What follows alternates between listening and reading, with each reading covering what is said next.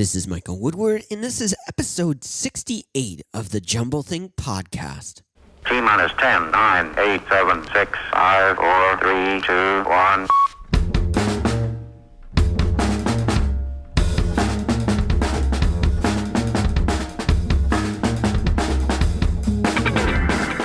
Welcome to the Jumble Thing podcast, a podcast focused on telling the stories of dreamers, makers, innovators, and influencers. Along the way, we give you some tips and ideas of how you can chase your own big idea and create the world you want to live in. Our guest on today's episode is Andy Beckerman. More about Andy in a moment. On Monday, our guest is Leonard Kim. He's a personal branding expert, a brand specialist, and a keynote speaker. He has been featured on Forbes, Fortune, Entrepreneur, Huffington Post, Los Angeles Times, GQ, Business Insider, Newsweek, BBC, and so many other incredible places. Leonard is also the managing partner of Influence Tree. His content has been read and viewed over 10 million times. This episode's going to be a lot of fun, so make sure to check out our interview with Leonard Kim on Monday. It has been our privilege to interview some incredible guests on the podcast. We want to make sure that you never miss another episode. It's easy to do. Whether you listen to your podcast on iTunes, Google Play, Stitcher, iHeart, wherever you may listen to your podcast, swing on over, click that subscribe button, and you'll never miss another episode. If you've missed a past episode, go back and check them out. We have had a wide range of guests who are absolutely incredible. So go on over, subscribe, check out those past episodes, and make sure to tune in to the incredible guests we have coming at you soon.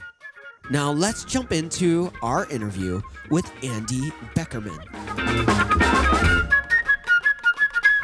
Hey there, friends. Thanks for tuning into the podcast. Super excited to have you along on this episode. You may have noticed I sound a little different right now, and that's because I'm fighting a lovely cold, but I wanted to make sure to get this awesome episode out to you on time. So let's talk about Andy Beckerman. He's our guest today. He's a comedian, podcaster, writer, and just all-around great guy. In this episode, Andy gives us a little peek behind the curtain into the world of comedy and what it's like to be a podcast host and so many other great topics. I think you're going to have a lot of fun checking this out. There's so much great content that we're going to release a special part 2 of this episode coming soon. So make sure to check that out. And if you want to know when that comes out, swing on over to jumblethink.com and subscribe to our newsletter so that you'll know when part 2 of this episode launches. Andy, thanks so much for taking time out and spending some time to share your story and give us some insights into what you do. Of course. Thanks for having me. I'm very glad to be here. I found out about you because I had a guest on our podcast, Bill Shaft, amazing comedian, writer, comedic writer, just deep of thought, just incredible guy. And so I was looking at his blog. I actually had him on, I think, before your episode went live, and came back to his blog a couple weeks ago and stumbled upon your name, and I was like, Bill Shaft says this guy has an awesome podcast. I'm like, oh, I'm going to go check this out. And so that's how I found out about you and started my journey of discovering just the cool content you're creating. Oh, thanks. That's really nice of you to say. Yeah, Bill was really cool. And, you know, not only has he gone through a lot, but he's gone through a lot emotionally, but he's also career-wise and creatively, he's such an interesting person. So all around, sometimes you'll talk to someone who is dead inside, but they create really interesting things. And sometimes you can have a very emotionally open conversation with a person, but they are, I don't know, not maybe the most creative person. So yeah. It's nice when you get both, like an Oreo cookie. You're a comedian, do a little bit of stand-up, but mostly do writing. You're a podcaster. Mm-hmm. You've created some really cool videos. You're an executive producer on some projects and also a musician in your past. So in a lot of ways, you kind of mirror Bill a little bit from the standpoint of he has a lot of those things going on, which makes for a very interesting person. Oh, thanks. Yeah. I don't know how much you want me to go into it all, but, I came from a family. It's interesting that this is what's actually happened to me, because I came from a family where the most important things were having a job that gave you health insurance. Right. Because almost everyone in my family gets cancer at some point. And my dad, he's like, look, we don't want to have to go bankrupt paying for your chemo, so you better get a job that has health insurance. Yeah. So, and I came from Pennsylvania, where no one, if you did something creative, it was on the side, yeah, or it was in the service of, maybe you made a mural at school, or maybe the local bank paid you to create a logo for them or something like that. So it was all in the service of something commercial. Not that things are that much different from, on this side of entertainment, but there was no sense that you could do any of that stuff. Right. So it is kind of interesting that I have had such a varied career so far. Yeah. Question mark? Yeah. Career? Yeah. How old are you, by the way? Ooh, 38. I'm 36. So I'm right there. I get it.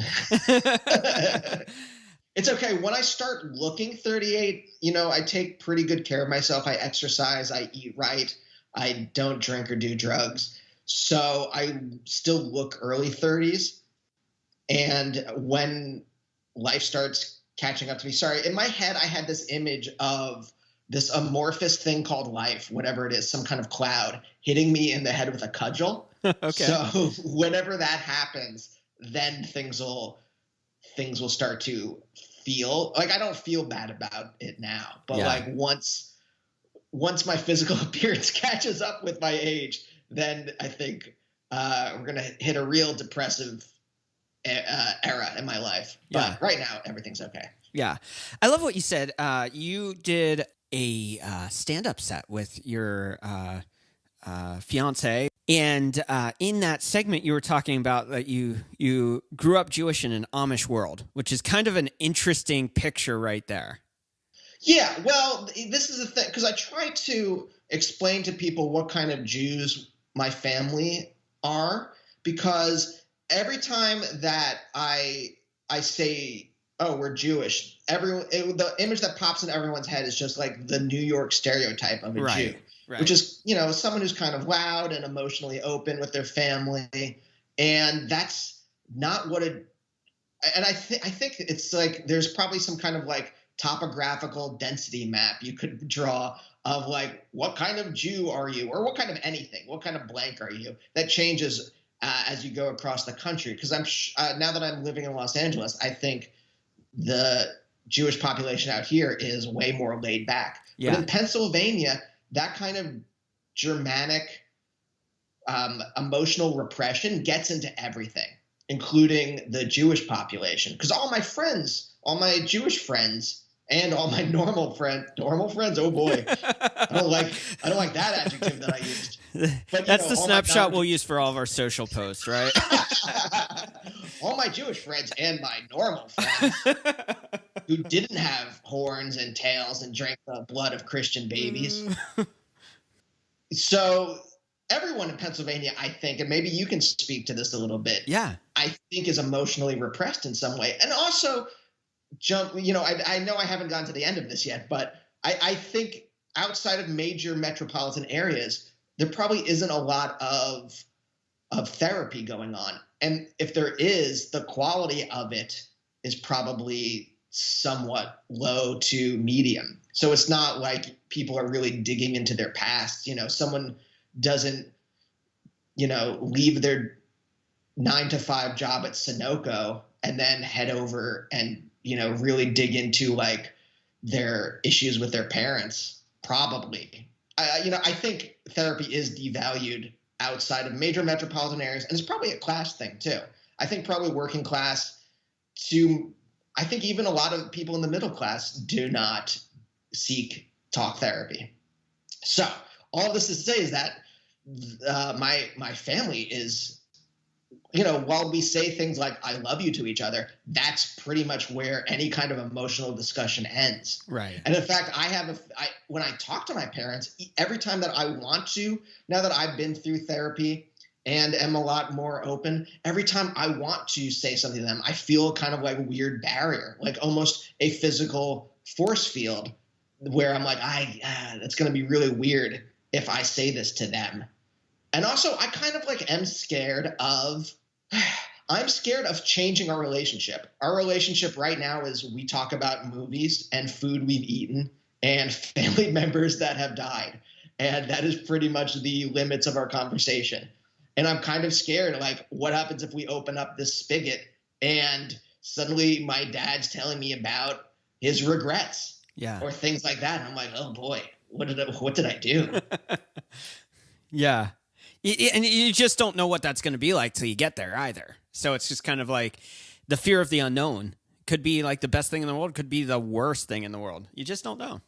Yeah, exactly. So that's what I mean when that's a long road to get to when I say that we have this very Amish sensibility in the sense that it's like we're really reserved, at least when it comes to talking about our emotions.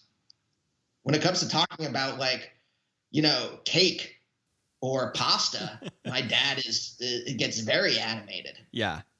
Yeah, absolutely. And I think that there is a Dutch or German sensibility to that, of just, you don't wear things on the sleeve. You stuff it, you regress it, you just kind of deal with it or not deal with it, on your own.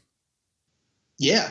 Or not even it's not even deal with it or not deal with it. It's like, I think a lot of people don't even acknowledge when something happens. At least, obviously I don't know what's going on in other people's heads. Right. So I can't say this with any amount of real confidence, but just from context clues and seeing how people behave, I think a lot of people just don't even acknowledge when some kind of emotional issue. And you know what it is actually? Let me go a little further with it, which is that I don't think people are trained, because when I first started therapy years and years ago, one of the things that my therapist trained me to do was to start acknowledging when I would feel things in my body, because I had gotten in the habit of just ignoring. Like if something bad happened or something shameful happened, it would have to be so forceful for me to have to consciously think about it.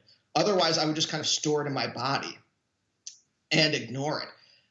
And now when something bad happened, or good even, because it was happening that when I would get good news about something, I would also kind of just ignore how that felt in my body. And now I'm kind of trained myself to pay attention to my body and to actually, when some kind of emotional, physical, visceral feeling happens, actually pay attention to it in the moment and try to understand what that is and why I'm feeling it in the moment, as opposed to, talking about it years and years later and being like, oh, I guess that's why I felt that at that time. Yeah. Yeah, absolutely. I want to shift a little bit here because I want to talk a little bit about your journey of going from that kind of background to a place where you're kind of, in the opposite space as a writer, whether it's comedic or whether it's fiction, whether it's fact, you have to wrestle with ideas. I mean, that's where creativity at every facet really starts with, is an idea.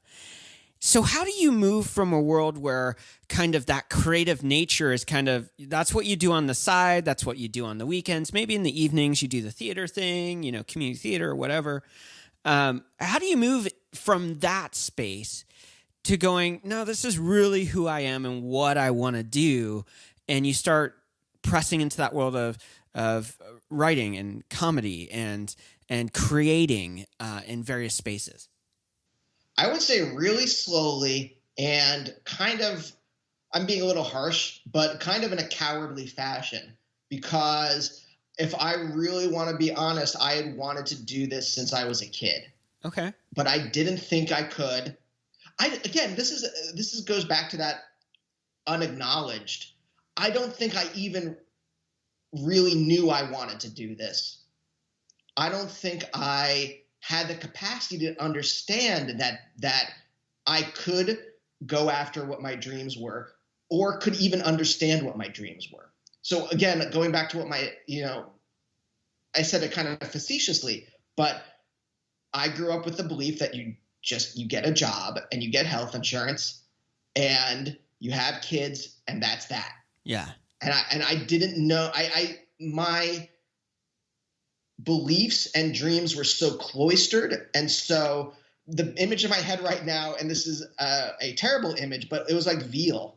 So like, or what's a better image? I don't know if this is any better, but old school, like 18th century foot binding. Okay. Right? Where the idea is that you bind the foot so that it's small, because in that time, I think it's China, right? The belief was women should have small feet, right? Yeah. And so you have you bind your feet so they grow small, and then you have these like crippled, misshapen, painful feet for the rest of your life.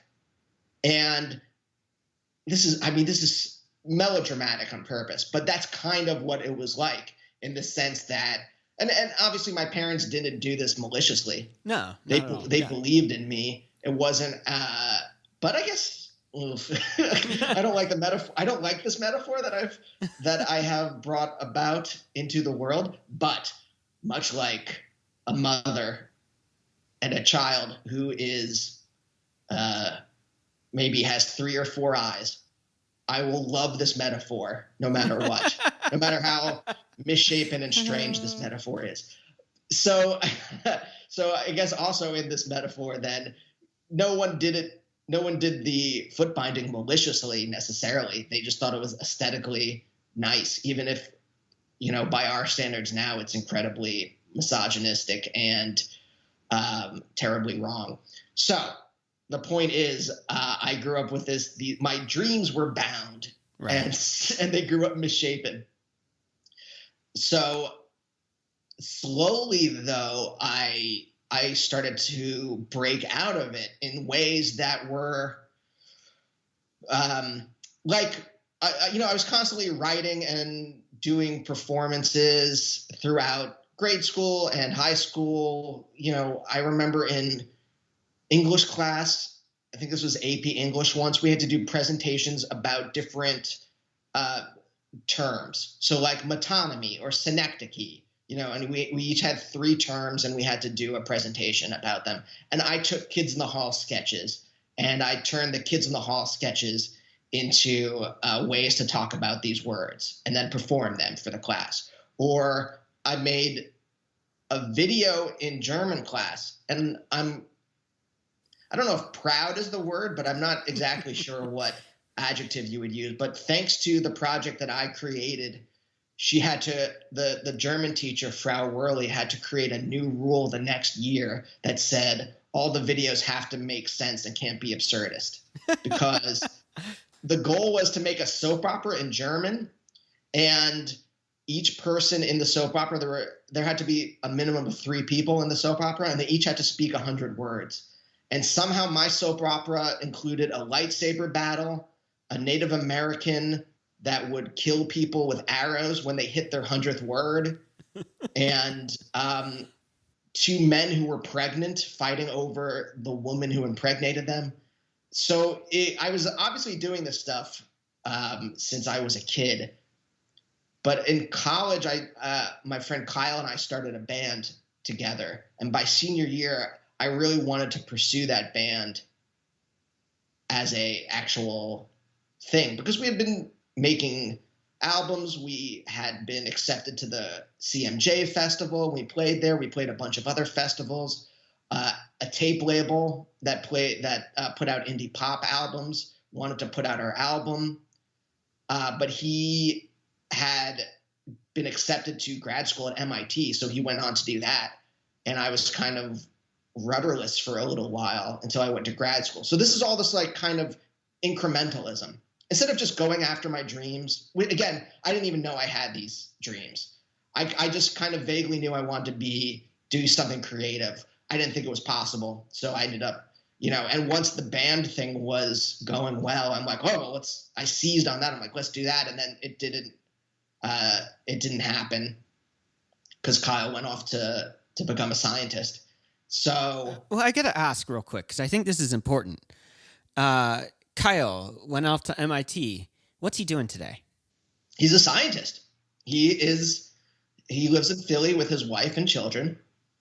We're still friends. I'm good friends with both him and his wife. And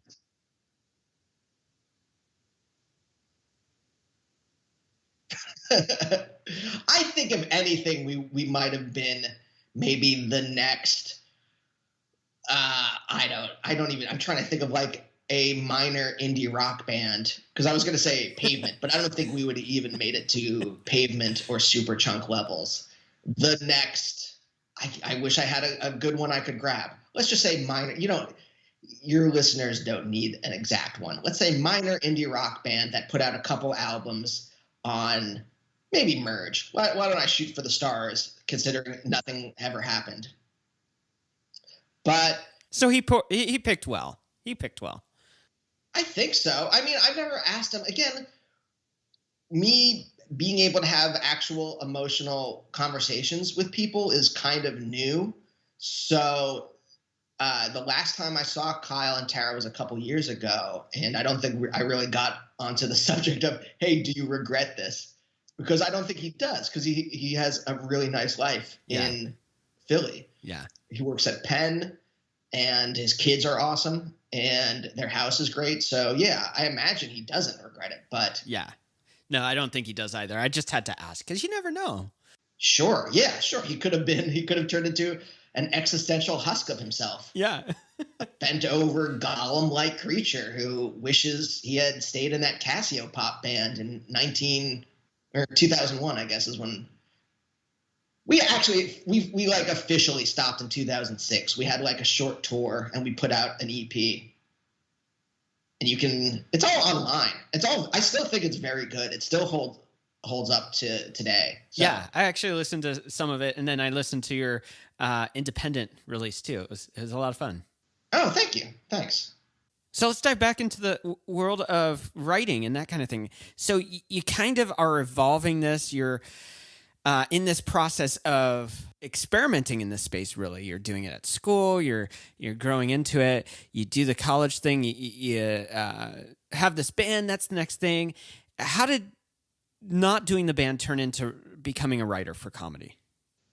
Oh, this is like slightly convoluted, but basically I had been searching around for something creative to do because I was thinking about going to grad school. I was thinking about becoming a lawyer because I had my bachelor's degree in philosophy because I really loved European. I won't get into it, but I really loved European philosophy, specifically kind of like existentialism that comes up through Hegel and Heidegger and Sartre and those kind of people. And I didn't know what to do with my degree though. So I'm like, oh, I'll become a lawyer. And then I took the LSATs and I got my letters of recommendation and everything. And I was sending them off. And I kind of had a panic attack. I think the only panic attack I've ever had in my life, like late at night, I was actually imagining studying the law. Wow. And how boring and tedious it would be. And I can't do this for my life. I can't, it's not who I am. So I instead I got a job at the library in Pittsburgh. I went to the University of Pittsburgh and I was still living there. And, I got a job and I was just casting about for something creative to do. And I started playing music on my own and I tried to form another band with some friends. And my good friend Luke suggested his future brother-in-law to be in the band. And that's my friend Mark. And the band didn't work out, but Mark and I were both into the same comedy. A lot of British comedy and Mr. Show and UCB and Stranger with Candy and that kind of stuff. And we were like, well, why don't we form a sketch duo? Okay. And so we started writing sketches together. And there was no comedy scene at that time really in Pittsburgh. There was some mainstream stand-up clubs. Yeah. And that was about it. And so we started writing together, and then we wrote together and then I went off to grad school the next year for philosophy. So you did do grad school still? Yeah. Because again, I still don't think that this is, at that time, I don't think that this is a career. I don't think you can actually do it. Even though I'm slowly learning that this is something people do for a living. Right. It's slowly like, I was dumb. I was kind of existentially dumb. I was, book smart, but I was really dumb when it comes to like understanding my own freedom and my own ability to do. Here's the thing. You can basically do whatever you want. You need to if you don't have money or power, you have to figure out some kind of pathway to doing whatever you want. If you're a sociopath, it's probably really easy to do that because you just use people and like sponges and then wring them out for all their vitality and then toss the dry sponge aside. Yeah. But if you're someone like me who has morals and ethics and empathy, you just learn to be a person people want to work with. You get really good at your craft. So that took a while. But yeah, so at the time though, I didn't think it was an actual existential possibility. Again, right. Remember, my dad's voice is very loud in my head, saying you need a job that gives you a paycheck. Because again, they can't support me. Right. They've helped out here and there. I'm not going to pretend like I'm like the self-made man. Right. I remember when I moved to New York in 2008 to really try this for real. And I moved 2 weeks before the financial crash. Yeah. So 2007, 2008, just in the midst of that kind of whole thing. Yeah, it really crashed in June or July 2008. Yeah. Because a friend of mine worked for a company that did due diligence on hedge fund managers. Yeah. And you basically if someone was going to invest in a hedge fund, you would go to this company and they would investigate the manager to make sure that person was on the up and up. And he's like, oh, I'll get you a job here. It's real easy. And so I went and interviewed, and then everything crashed. And they're like, yeah, we don't need anyone else now because we're probably going to end up letting a lot of people go. Wow. So I had no money and no prospects. And even the temp agencies weren't really hiring at that point. So I remember I sold my guitar and paid for my August rent. And then my parents helped me out with September rent. Wow. So it's not, but they also they couldn't just pay for a year of rent for me or anything like that. They were like, here's September rent. You need to get a job ASAP because we can't help any beyond that. Yeah. So the point of all of this is to say that when I went to grad school, I'm like, okay, I'll be a professor. Yeah. Because I like philosophy so much. That seems slightly creative. I didn't even think it was slightly creative. I thought I could do comedy on the side, or I thought I could get a PhD and then I could have something to fall back on. I really had this belief that I needed a safety net, that because a career in writing and a career in comedy and a career in TV is so precarious that if I didn't have something to back me up, then who knows what was going to happen. So I had this weird misshapen four-eyed baby picture of what my future could be. And I'm like, well, I guess I'm going to love this four-eyed baby. I'm just going to go with it. Yeah. It's what I got. Even though what I really wanted to do was write for a living. Even though, and I probably wouldn't even admit that to myself at the time. Yeah. Because I was probably very emotionally dishonest as I was up until probably starting therapy. Well, it was easier to suppress the realities that you wanted because you didn't think that the realities were realistic. So Yeah. instead of putting them on the table and saying, well, here's what I've got on the table to work with, you were kind of going, here's what I've got on the table that I think could work. That's realistic. Yeah, exactly. I mean, I don't mean to put you on the spot. No. I don't know what you're comfortable talking with, but like, was there ever a point in your life where you were kind of emotionally dishonest with yourself and then you came out of it? Oh, yeah. Or absolutely. have you always been kind of an emotionally honest person? I think a little bit of both. I mean, I think there are elements for me where I go, that wasn't great. But I think for the most part, I'm pretty transparent with myself. But yeah, there are definitely moments in life, definitely seasons of life, definitely situations in life where it was just like, I'm definitely not seeing the reality that's there. Yeah. Yeah. I think it's really difficult to be that emotionally honest with yourself. There's, I'm better and better at it every day, but there's still stuff that I will deceive myself about. And not like it's such a weird word to use, like deception or deceive or being emotionally dishonest. Because really what it is that you have this notion and there is some kind of, it's not just like a neurosis or an anxiety. There's some kind of reality to this fear in your heart. And you just don't want to give it any voice. And right. So you kind of ignore it. It's like that when I was ignoring the visceral emotional feeling in my body for so long. It's that kind of, it's like this existential fear that does have some reality to it. Because now that I don't have a safety net and I am doing this for real, I could still be a failure. Yeah. I could end up not being successful. I've done every year that I've been doing this has been more and more successful than the last one. But there's a limit to that. Yeah. So, and it could just go away at any time. Well, and I think it's not always just the limits. It's the reality of the industry, too. I mean, you're in a super competitive industry. It's a super competitive space. And there are a lot of people vying for the same dollar in the production world of TV, of different avenues of what you create.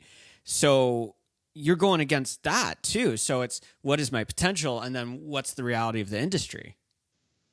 It's horrifying. There's also it's not just I feel better now, but I was also really dumb about what I was doing for so long. I've really kind of professionally been doing this since about 2013, the end of 2013. Yeah. And for 2013 up to 2016, I sold a show. Naomi and I sold a show to truTV end of 2015, and we were making the pilot through the beginning of last year. And then Naomi was making a show for Comedy Central that I was working on too. And I was really naive about what I was doing up through the end of last year. I was just like, oh, you make an idea and you sell it and that's it. Yeah. As opposed to really what you're doing is this is a business. And I was naive to the idea that this was a business. I thought it was like a happy-go-lucky kind of, in my mind, I'm skipping down a kind of primrose path. I'm also dressed like Dorothy from The Wizard of Oz. So I'm not sure what's up with that, but but that's the image in my head. But I'm skipping down. I'm like, yay, we're just having fun and we're getting paid to have fun and all this stuff. And it's not really that. And I was purposely, I don't know. Again, I think I am putting agency on myself where it was really just that I was stupid about what this is. Okay. And now that I have a better understanding of the business side, which is most of what this is. Yeah. I feel like I am in a better position to have an actual career with longevity as opposed to just a haphazard kind of well, maybe this idea will work and maybe this, will be a TV show someday, as opposed to like, oh, well, this is the things that Sorry, I'm stopping myself because I feel like it sounds like I'm being cynical. Well, I think what's happening is what you're saying here is that, you're in it, you're fresh in it, you're seeing what's right in front of you. And then all of a sudden, through situations and things that happen, you get to see a higher perspective of it. You get to see the holistic pie of what's going on and going, oh, there is another side to this circle. It's not just what I'm doing. There's this other side, and we've got to play well together for the reality of the whole thing to work. Yeah, I think that's true. I think it's more a realism or an accepting of what the reality is than it is a cynicism, because I could come up with, I think I'm smart enough and I understand the business well enough that I could come up probably with 10 or 15 ideas that I don't care about at all, right, but that I think would sell. Right. But instead, I have 10 or 15 ideas, and I'm like, oh, well, these 5 are really good and also are marketable. So I'll just concentrate on those 5. I'm developing a show right now. I probably can't say anything about it, but I'm developing a show right now that is very marketable, but also I think is really meaningful. And I think it has, it's kind of about like where I grew up.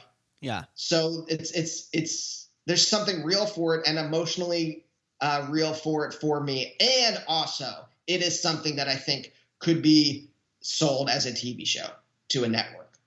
Right. So it has all of those elements. So you have fulfillment in what you're doing, and you're not, because there are people in the industry that basically, for lack of a better way to say it, prostitute themselves to the dollar, creating stuff that they don't believe in. Right. Right.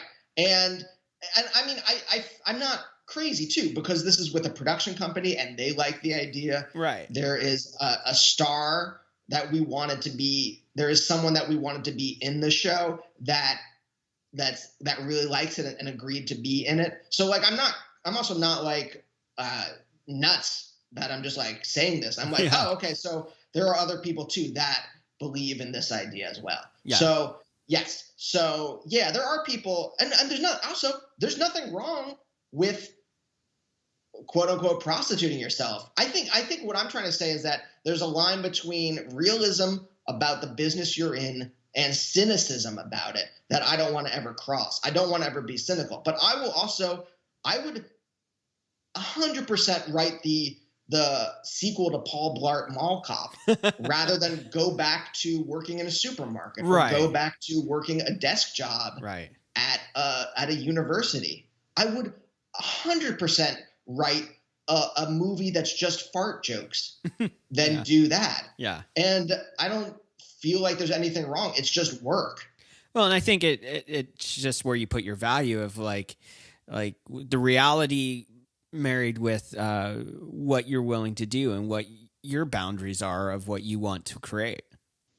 Right. I mean, I'm not saying that that's emotionally or spiritually or creatively fulfilling work, but I am saying that it is preferable to stocking shelves or getting carts. Yeah. Which I'm not trying to denigrate that work. I think that's actually important work too, because supermarkets don't function without that work. Yeah. But I don't want to do it, right. I guess is what I'm saying.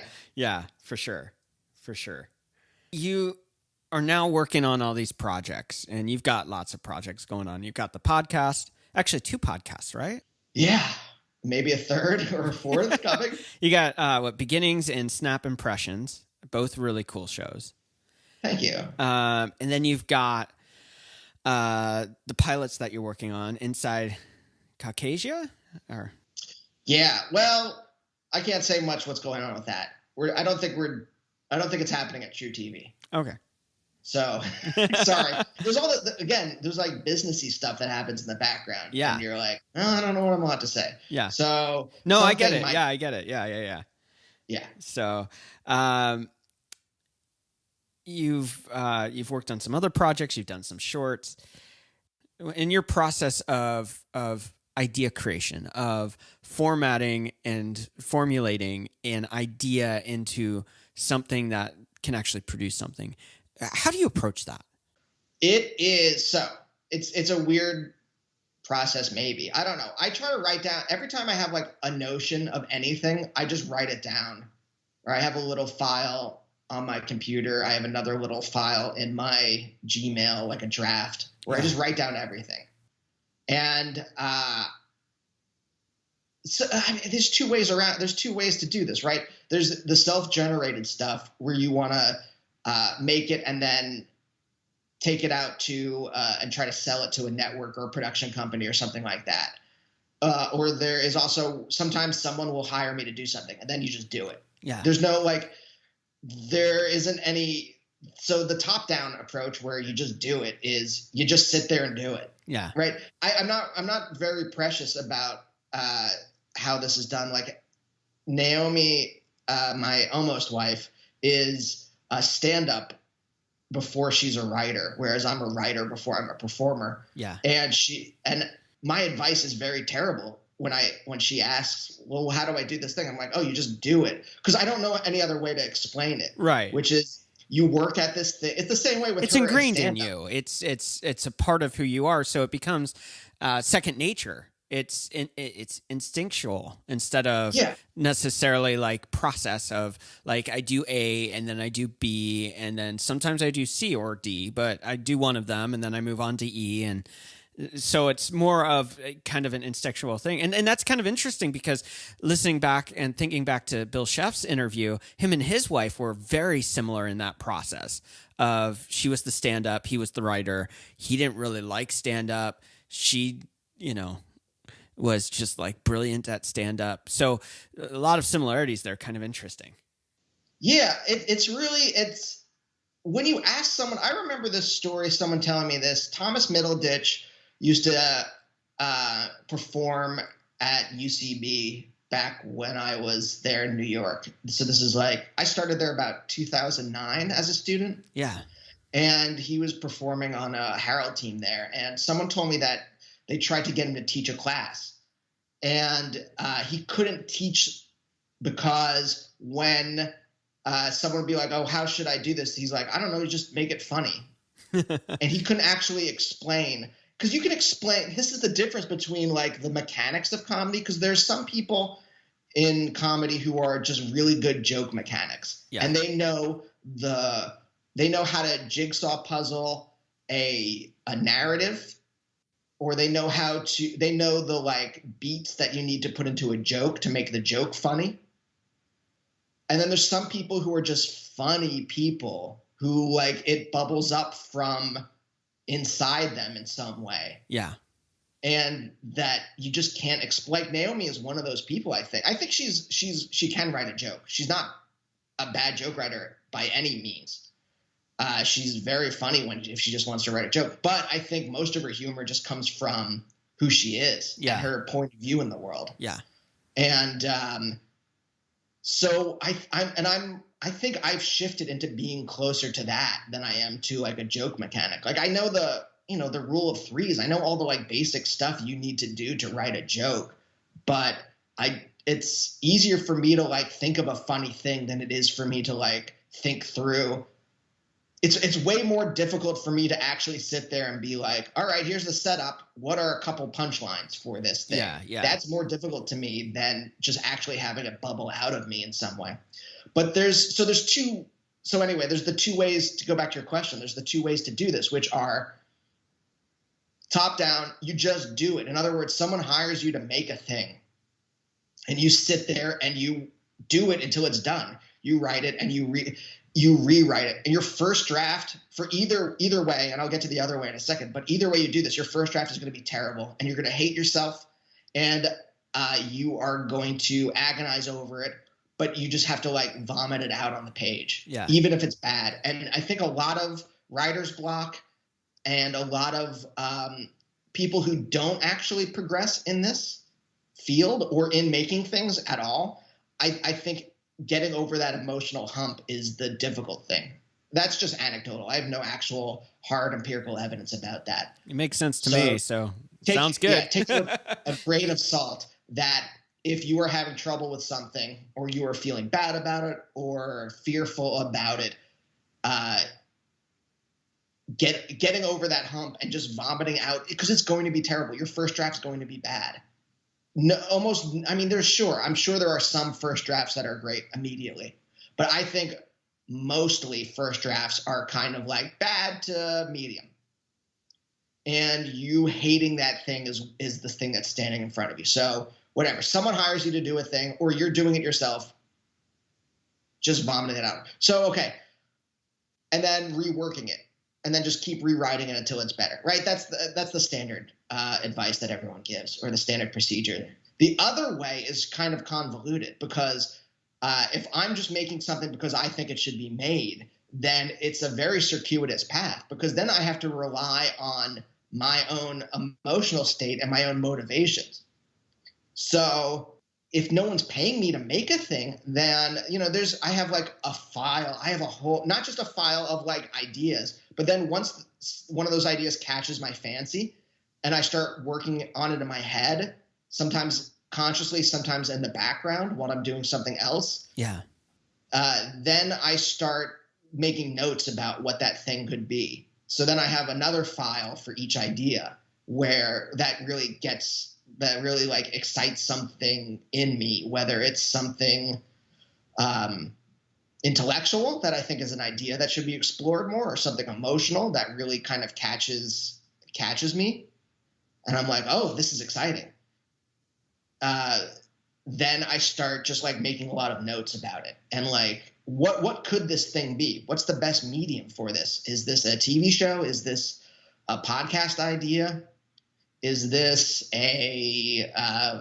just like a tweet? Sometimes things are no more than 140 characters, and that's it. Yeah. Is this something I should Photoshop and put on Instagram? Yeah. Sometimes it's nothing more than that, but sometimes it's something that could be larger. Sometimes it's a movie idea or whatever. And then if no one's paying me to do it, then it's just like my own motivation. So how much do I like this idea, and how much of my spare time am I willing to devote to this idea? And then it goes from then it gets a little more processed. Then it goes from I'm writing a lot of notes to, let's say it's a TV show idea, then I'll write a treatment. Then we just get into like standard kind of stuff. You write a treatment, you write an outline for a pilot, maybe you write the pilot itself to get an idea of what the show is, et cetera, et cetera, et cetera. But so on one end, so to sum this all up, on one end of the spectrum, someone gives you money and you just do it because you need to buy groceries. Yeah. And on the other end of the spectrum, it has to either intellectually or emotionally, or if you're an integrated person, hopefully both things, really spark something deep within your psyche or within your body. I really do think a lot of the stuff is more visceral than we want to give it credence. I think the Cartesian understanding of mind-body duality is still very strong, as opposed to like, no, we're integrated beings that are mind bodies all at once. And sometimes things start in your stomach and then it turns into a thought in your brain, and sometimes the other way around. Once again, I want to thank today's guest, Andy Beckerman. Swing on over to jumblethink.com and you can find links to his website and you can learn more about him. Remember, this is only part one of our two-part episode with Andy. If you want to be in the loop of when episode 2 comes out, swing on over to jumblethink.com, subscribe to our newsletter, or like us, follow us on Instagram or on Facebook. That way you'll know when the episode goes live with part 2 of our great conversation with Andy Beckerman. On Monday's episode, our guest is Leonard Kim. He is a personal branding expert, brand specialist, keynote speaker. He's been featured on Forbes, Fortune, Entrepreneur, Huffington Post, Los Angeles Times, GQ, Business Insider, Newsweek, BBC, and so many other places. He's the managing partner of Influence Tree. His content's been viewed or read over 2 million times. It's a really fun interview, and Leonard is just an all-around fun guy to chat with. So make sure to check that out this Monday. Do you have a big idea and dream and you simply don't know where to start? Jumblethink is here to help you. Not only do we have our incredible podcast, but I'd love to chat with you one-on-one. give you some ideas and tips and insights into how you can make that dream a reality. And best of all, our first conversation is completely free. You'll be left with some great steps that you can take in making that dream a reality.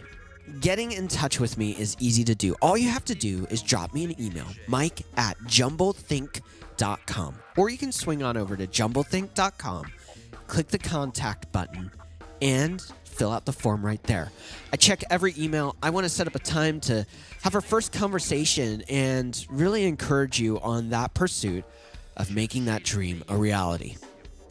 Thanks again for listening to this episode. It means the world to me and our guests that you would take time out to hear what they have to say. I want to leave you with this one last thought. Chasing your big idea and dream can be overwhelming, and it can feel just like it's unattainable.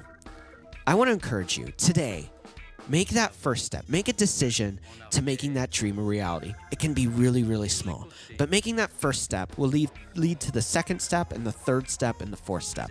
Ultimately, one day you'll reach that big idea, that big goal, and it will change the world around you. Thanks for tuning in. Until next time, have a great day.